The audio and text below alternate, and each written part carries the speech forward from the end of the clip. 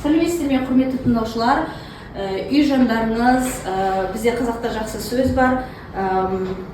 Қазандарыңыз қайнаулы ма, мал жандарларыңыз байлаулы ма деген бүгінгі сабағымызды бастайық. Бүгінгі сабағымыз Алтайдағы қарлы наурыз деп аталады. Бүгінгі сабағымызда біз негізгі қарастыратын мәселелеріміз бұл айтылым, тыңдалым және оқылым және жазылым бөлігі.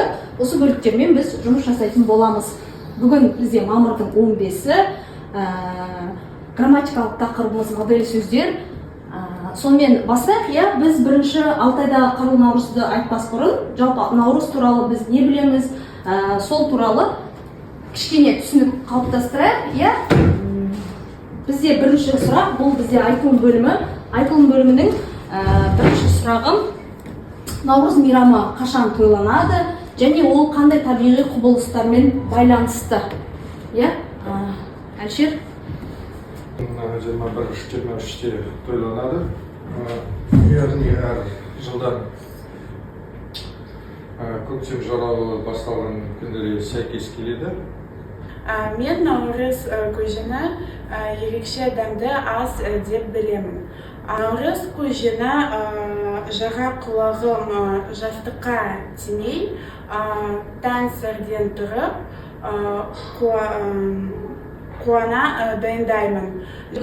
Жазылым бөлімінде біздің негізгі тақырыбымыз, грамматикалық тақырыбымыз модель сөздер. Осы модель сөздер жазылған местерге карточкалар қазір таратамын. Осы карточкалардың артына мысал жазамыз.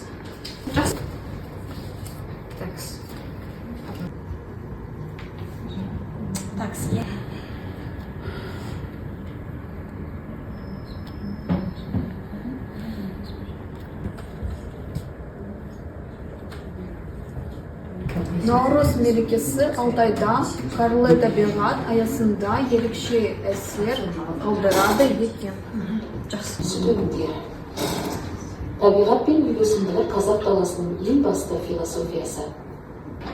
Барлығымызға да осы мәтінде айтылған Мұхтар Тойбазаровтың кім екені қызық болып тұрғанша, ендеше біз осы кісінің ресторатордың Инстаграм парақшасына, әлеуметтік желісіне кіріп көрейік, танысып көрейік.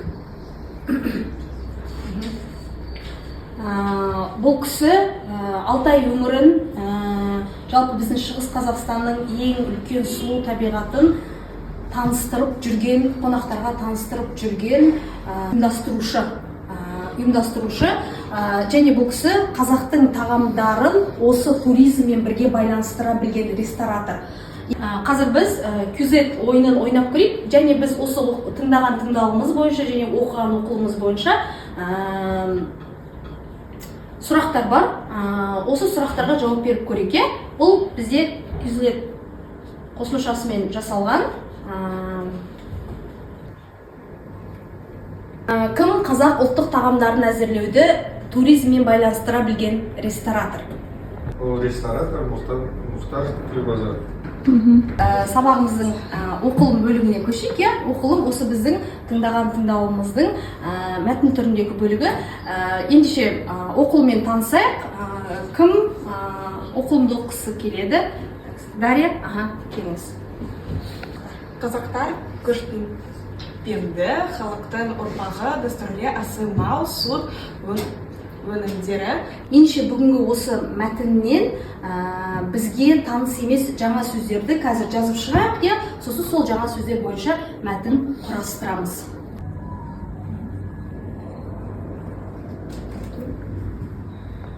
Енді біз наурыз мерекесіні туралы айтқан кезде міндетті түрде бізден келген әдемі ұлттық киімдеріміз бар. Біздің ұлттық киімдеріміз бұл біздің ұлтымыздың келбеті.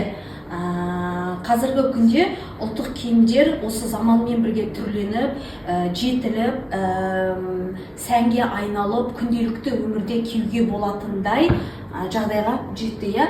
Бұл бізді өте қуантатын жағдай. Ендеше бүгін бізде тыңдаушылардың барлығы ұлттық киімдерді киіп келген екен.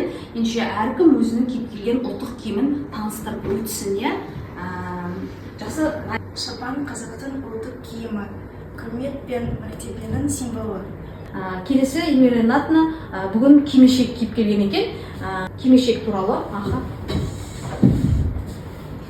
кимешек. Кимешек қазақ айылдарының дәстүрлі ұлттық бас киімі көшпелі тұрмыс салтының нәтижесінде пайда болған.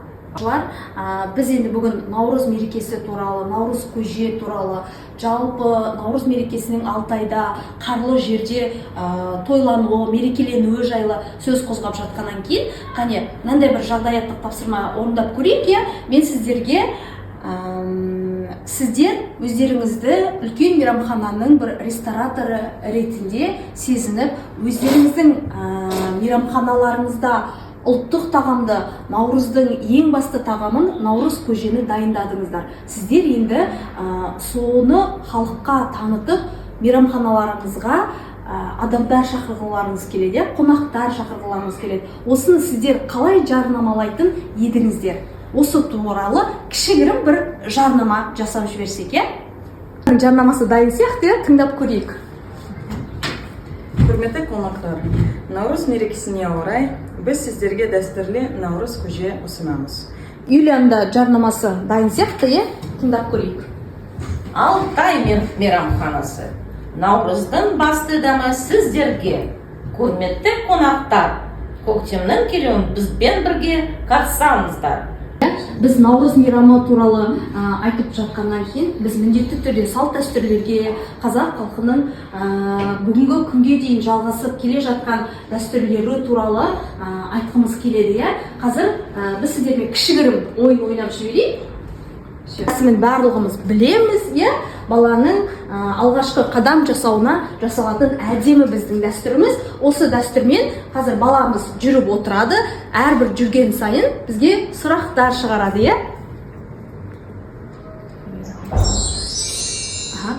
Сыбаға дәстүрінің мәні неде? Сыбаға дәстүрі ол қазақ халқының ежелден келе жатқан тамақ болсын.